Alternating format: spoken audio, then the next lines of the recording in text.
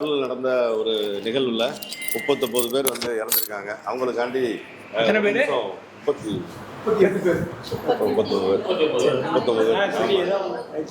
இறந்துருக்காங்க. அவங்களுக்காண்டி வந்து ஒரு நிமிஷம் அஞ்சலி.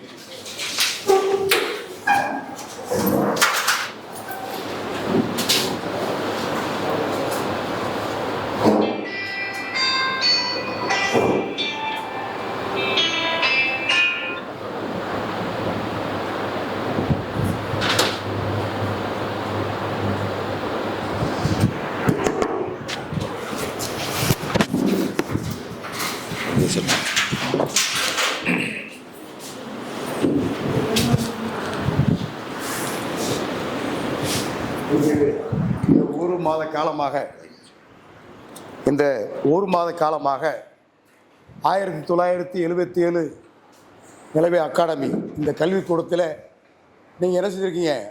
பயணம் செய்திருக்கிறோம் இல்லையா? ஆசிரியர்களுடன் அதோடைய நிர்வாகிகள் அனைவரோடு சேர்ந்து என்ன செய்திருக்கீங்க? பயணம் செய்திருக்கிறோம் இல்லையா?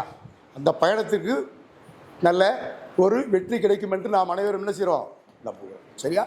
இந்த கூடத்துக்கு வந்து இத்தனை நாளாக இந்த அனைவருக்கும் ஒத்துழைப்பு கொடுத்து நல்ல முறையிலே பயின்ற உங்கள் அனைவரையும் நான் வருக வருக என்று வரவேற்கிறேன், வாழ்த்துகிறேன். உங்கள் அனைவருக்கும் ஏதாவது 1977 நிலவே அகாடமியில் நிறைய தூண்கள் இருக்குது. ஒரு தூண் இல்லை, நிறைய தூண் இருக்குது. அதில் பில்லர் டார்க்கும்பாங்க. டார்க்னா என்ன? இருட்டு. பில்லர் டார்க்னா கண்ணுக்கு தெரியாத இருட்டு. அது மாதிரி மிகப்பெரிய பில்லர். என்னுடைய நண்பர் சாதிக்கலி அவர்களையும் நான் இந்த க்ளோசிங் செருமனி இல்லையா, இந்த இறுதி உங்களை சென்ட் ஆஃப் பண்ணுறதுக்கு அவர் வந்திருக்கிறாரு. அவரை வருக வருக என்று உங்கள் அனைவரின் சார்பாகவும் வரவேற்கிறேன். அடுத்து எங்களுடைய இன்னொரு தூண் மிஸ்டர் காமராஜ் அவர்கள். எந்த ஒரு விஷயம்னாலும் எதனாலும் வருவார். இந்த காமராஜ் இந்த மாதிரி சின்ன பிரச்சனை ரைட்டா சென்று பாப்பா என்ன செய்யணும், பிள்ளைகளுக்கு என்ன செய்யணும், மிக ஆர்வம் உள்ள அவங்க நண்பர் அவர்களையும் உங்கள் அனைவரின் சார்பாகவும் வருக வருகை வரவேற்கிறோம். அடுத்து உங்களோடு நாங்கள் எப்பயாவது வருவோம் போவோம் இல்லையா, சும்மா அப்படியே வந்து போயிடுவோம்.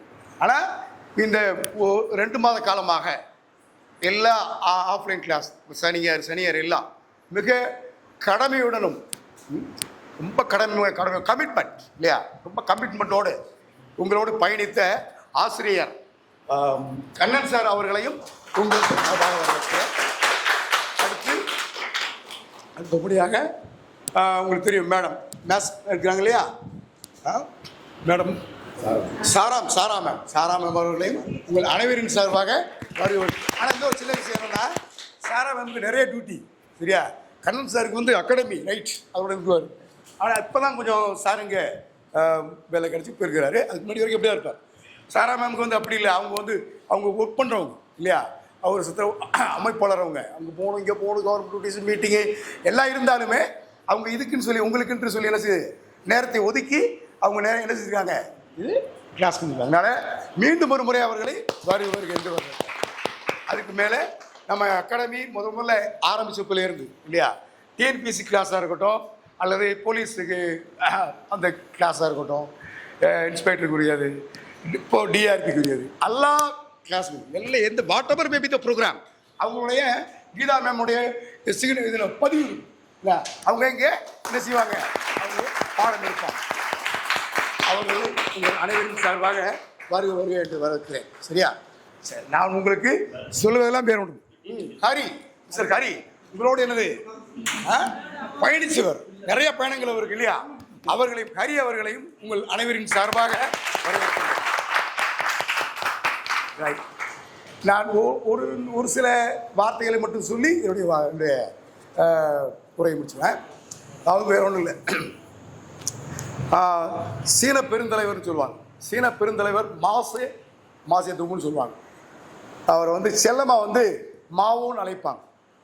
அவர் வந்து மாணவர்களை பற்றி சில வார்த்தைகள் சொல்லியிருக்காரு. மாணவர்களை பற்றி சில வார்த்தைகள் சொல்லியிருக்கிறார்.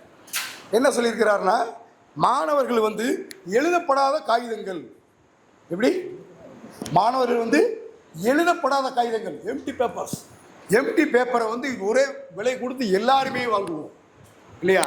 எழுதப்பட்ட பேப்பரை எப்படி வாங்குவோம்? நல்லா இருக்கான்னு பார்ப்போம். அதுல என்ன எழுதியிருக்கோ அதுக்கு தான் காசு இல்லையா? ஆனா எழுதப்படாத பேப்பருக்கு என்னது? எல்லாம் காசு கொடுத்தோம். எழுதப்பட்ட பேப்பர்னா என்னது? அந்த பேப்பர்ல என்ன எழுதியிருக்கு, வாட் இஸ் அங்க என்ன இருக்கு, சப்ஜெக்ட் என்ன இருக்கு அப்படின்னு பார்த்து தான் அந்த எழுதப்பட்ட பேப்பருக்கான விலை இல்லையா? ஆனா எழுதப்படாத பேப்பருக்கு எப்பவுமே விலை இல்லையா? மாணவர்கள் என்ன சொல்றாங்க? மாணவர்கள் வந்து எழுதப்படாத காகிதங்கள் இல்லையா? எழுதப்படாத காகிதங்களாக மாணவர்கள் இங்கே வந்தாலும் நாங்கள் என்ன செய்வோம்? 1977 நிலவை அகாடமியில உங்களை வாழ்க்கை சிறப்பாக இருக்க என்ன செய்வோம்? நல்ல எழுத்துக்களை, பொன்னான எழுத்துக்களை எழுதுவோம் இல்லையா? கண்டிப்பான முறையில் அது செஞ்சு கொண்டிருக்கிறோம் இல்லையா? இன்னொன்று சொல்லுவார், என்னன்னா மாணவர்கள் நிரப்பப்படாத குடங்கள். மாணவர்கள் என்னவா? நிரப்பப்படாத குடங்கள் அப்படின்னா வெறும் எம்டி குடம். சார், அது நிரப்பப்படாத குடத்தை என்ன செய்வோம்? எல்லாரும் விளையாடுவாங்க. நிரப்பப்பட்ட குடத்தில் என்ன இருக்கு உள்ள, அது என்ன இருக்குது அப்படிங்கிறத பார்த்துதான் வாங்குவோம் இல்லையா? அதனால மாணவர்களை நீங்கள் அனைவரும் எப்படின்னா நிரப்பப்படாத குடங்கள்னு சொல்லுவாங்க இல்லையா?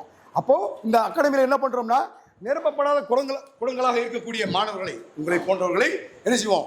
அந்த குடத்திலே பாலையும் தேனையும் ஊற்றி நல்லா இருங்க, சந்தோஷமா இருங்க, சந்தோஷமா சாப்பிடுங்கன்னு சொல்லி என்ன செய்வோம்? நாங்கள் செய்து கொண்டு இருக்கிறோம் இல்லையா? அது மூன்றாவதாக ஒன்று சொல்லுவார், என்னன்னா மாணவர்கள் பட்டை தீட்டப்படாத வைரங்கள். எப்படி? பட்டை தீட்டப்படாத வைரங்கள். பட்டை தீட்டாத வைரம் எப்படி இருக்கும்? மின்னுமா? சாதாரண கல்லாட்டம் இருக்கும் சரியா? அதில் ஒளியில எதுவுமே வராது. பட்டை தீட்டினதுக்கு அப்புறம் தான் வைரம் என்ன செய்யும்? அது வைரமாக ஜொலிக்கும் இல்லையா? அதே மாதிரி 1977 நிலவை அகாடமியில் என்ன செய்யறோம்? மாணவர்களை பட்டை தீட்டுகிறோம். நீங்கள் இந்த உலகத்திலே நல்ல ஒரு அதிகாரியாக ஜொலிக்க வேண்டும் என்பதற்காக உங்களை என்ன செய்யறோம்? பட்டை தீட்டுகிறோம் என்று சொல்லி எனக்கு வாய்ப்புகள் கொடுத்தமைக்கு